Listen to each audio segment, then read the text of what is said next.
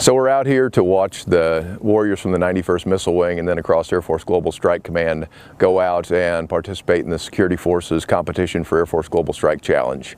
Come out, from what I've heard, this has been one of the toughest that they've had to date since this kicked off back in the early 2010 time frame. And this is what I'm being told the most difficult so far. So it really just comes out and tests the mettle of each of these Security Forces warriors on what they're doing. So the type of airman that we're looking for to be successful at Global Strike Challenge is somebody that can dig deep whenever they don't feel like they've got anything left in their energy tank, so to speak. They're out of gas.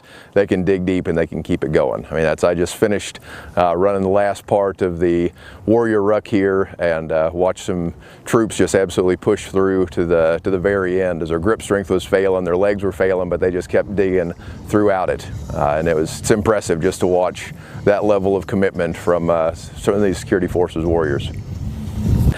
So what the airmen have taken away from this whole thing is that it's about teamwork. It's about, there's an individual piece that goes into this as far as that physical preparation, the marksmanship and everything that you have to really focus in on. But then the overall, building on that individual commitment and the teamwork that goes with, being able to reach out, and as that 40-pound jerry can is starting to slip out of your grip, have somebody that you can call to come get alongside you and keep you going through the end type of thing. That's what I think these folks take away from it, is just, what builds them up is that teamwork after they've been preparing up to this point. So this is an opportunity for the Security Forces members, and for that matter, all the folks that are participating in Global Strike Challenge, to be able to show that they're the best of the best. This is what they practice for. It's great to be able to do your job day in and day out, but to have an event where you can come out across the command and show that you're truly the best of the best. That's what gives the fire in their belly, so that they can go out and really prove to everybody, hey, we've got this. And we are the best at what we do. I absolutely do. As they sit around and they chat with each other and hear about what they have going on at their particular base, whether it's B-1s, B-2s, B-52s, storage, or the ICBM mission, it gives them an appreciation of what Air Force Global Strike Command does with that long-range strike option and then strategic deterrence, what we bring to the fight. As they cross-talk, they get a better understanding of what this major command does as we roll into the 10th anniversary here.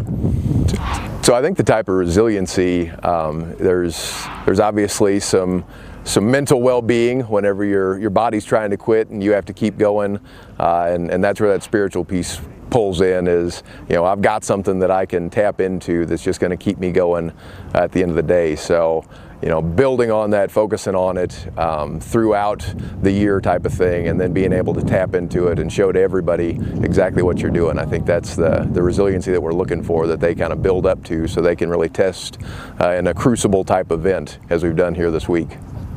I mean, that's before I became a command chief, I was 20 years as a Security Forces member. So to come out and see folks from across the command just laying it all out there as they try and push through, that gives me a huge sense of pride to be back into the Global Strike Command fold and watching these warriors do what they do.